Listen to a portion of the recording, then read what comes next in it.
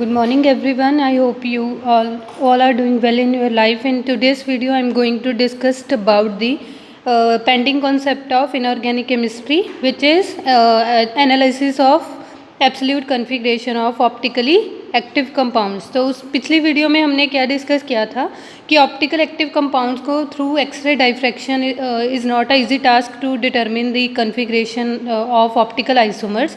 तो हम क्या कर रहे थे कि वहाँ पर हमने दो मेथड यूज़ किए थे, बिजवर्ट एनालिसिस और पोलैरीमीटर। तो हमने उस पिछली वीडियो में हमने optical rotatory dispersion method study किया था, जिसके अंडर हमने दो कैटेगरी स्टडी की थी, that is one is polarimeter and another is Dunn equations. In today's video I am going to discuss about the another method where again Cotton effect is applied, that is circular dichorism, which is short name is CD. So CD is refers to circular dichorism. Some materials possesses special properties of absorption of left circularly polarized light और to different extent than the right circularly polarise light. तो यहाँ पर हमारे पास सबसे पहला difference क्या आ जाएगा, हमारे पास जो लाइट थी वहाँ पर प्लेन पोलराइज लाइट थी, यहाँ पर आपके पास सर्कुलरली पोलराइज लाइट होगी। The phenomena is called circularly, therefore this phenomena is called circularly डाइकोरिज्म।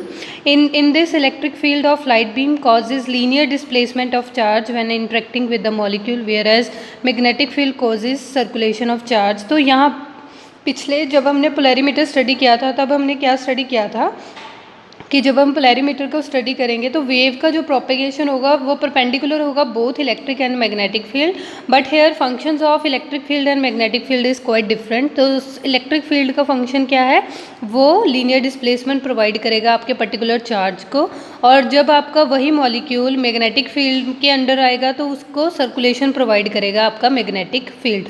तो इस फंक्शन की वजह से the light become circularly polarise light is a use which is obtained by the superposition of two plane polarized light waves of same wavelength। तो in order to achieve this target हमने क्या किया कि हमने जो प्लेन पोलराइज लाइट थी दो medium से आ रही होंगी मोनोक्रोमेटिक वेव्स, तो उनको अब सुपर पोजिशन से आप सर्कुलरली पोलराइज लाइट अचीव करोगे, फिर आप उसे under the observation of electric field और मैग्नेटिक फील्ड रखोगे। The amplitude differing in phase and their plane polarization by 90 degree.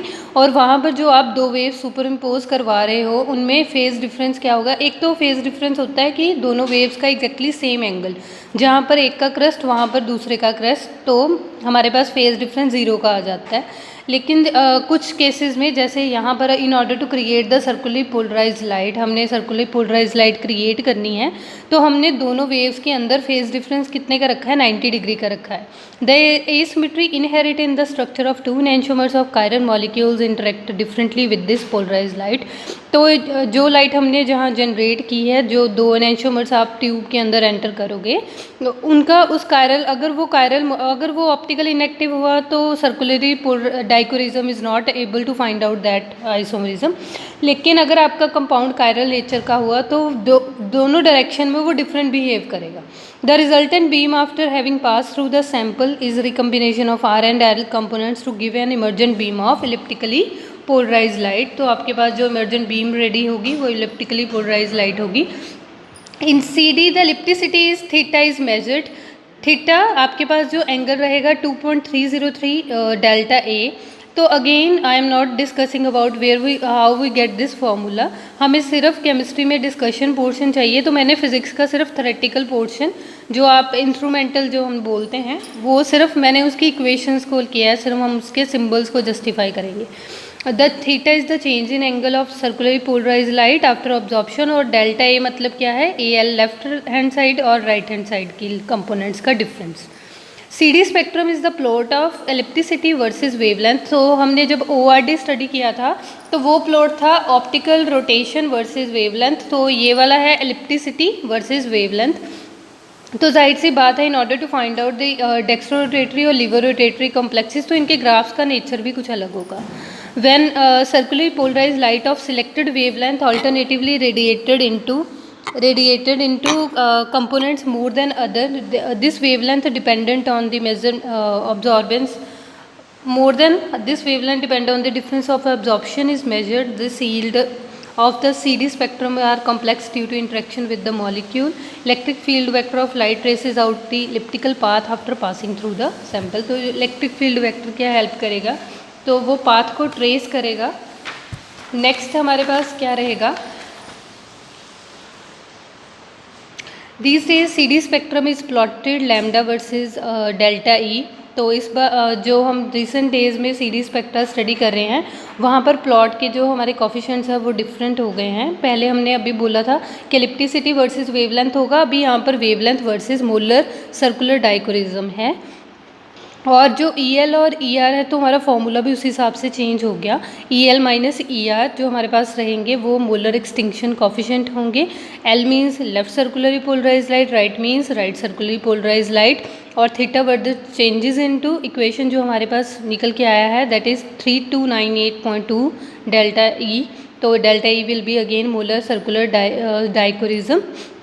Again अगर आपको बताना है कि कौन सा डेक्स्ट्रोरोटेटरी है और कौन सा लीवरोटेटरी है, ग्राफ से पहले अगर आपने थ्योरी में बताना है तो राइट सर्कुलरली पोलराइज लाइट का कोफिशिएंट अगर लेफ्ट से ज़्यादा आता है तो हमारी जो रिस्पेक्टिव कन्फर्मेशन होगी that is dextrorotatory. If the left circularly polarise light is component is greater than the right one then the component is then the respective conformation is levorotatory. तो हमारे पास जो ग्राफ रहेंगे वो डिफरेंशियल फॉर्म में, जैसे वहाँ पर क्रेस्ट और ट्रेफ बने थे ग्रेजुअल अब्रप्ट चेंज से, लेकिन यहाँ पर वन साइडेड रहेगा. क्लियर.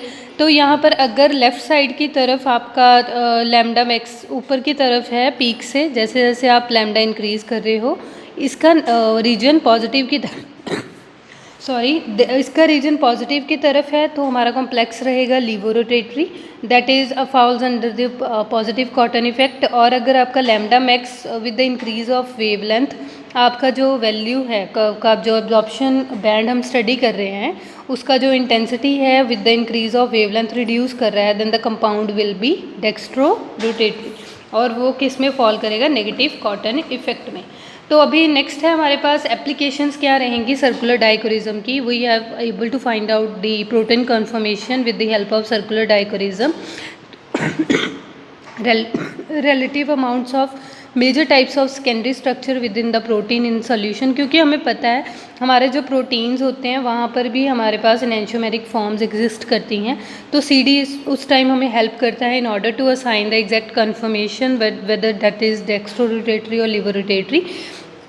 उसी तरह से DNA में भी अल्फा हेलिक्स और बीटा हेलिक्स में डिस्टिंग्विश करने में हमें हेल्प करता है CD का spectra. Nuclear acid conformation the CD spectra of single standard nuclear acid में be calculated fairly accurated from a knowledge of its nearest neighbour frequency. तो यहाँ पर हमें नेक्स्ट एप्लीकेशन क्या है, न्यूक्लिक एसिड की कन्फर्मेशंस को असाइन करने के लिए वेदर दे आर लीवोरोटेटरी और डेक्स्ट्रोरोटेटरी, तो ये हमारी हेल्प करता है CD. तो यहाँ पर pH structure changes, binding cations, single loss of helicity, सारी सिचुएशन को एक्सप्लेन करने में हेल्प कर रहा है CD स्पेक्ट्रम.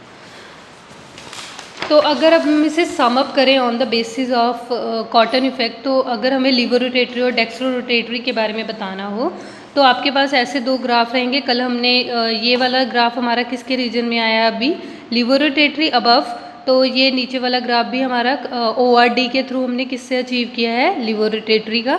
और यहाँ पर जो ग्राफ जो हमारा नीचे वाला ग्राफ है वो with respect to optical rotation के है, और जो ऊपर वाला ग्राफ हमारा मोलर एक्सटिंक्शन को डाइकोरिज्म के विद रिस्पेक्ट टू है.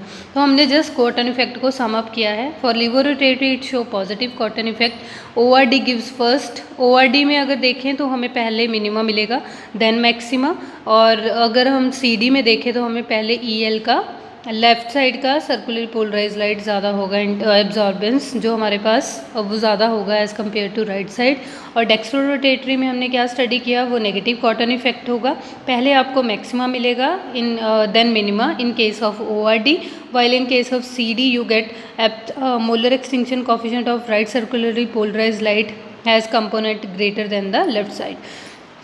उसके बाद हमारे पास डिफरेंस रहेगा ORD और CD में बेसिक डिफरेंस क्या है, तो मैंने वो सिर्फ जॉट डाउन किए हैं. ORD is if the refractive index of the sample for the left and right handed polarized light are different.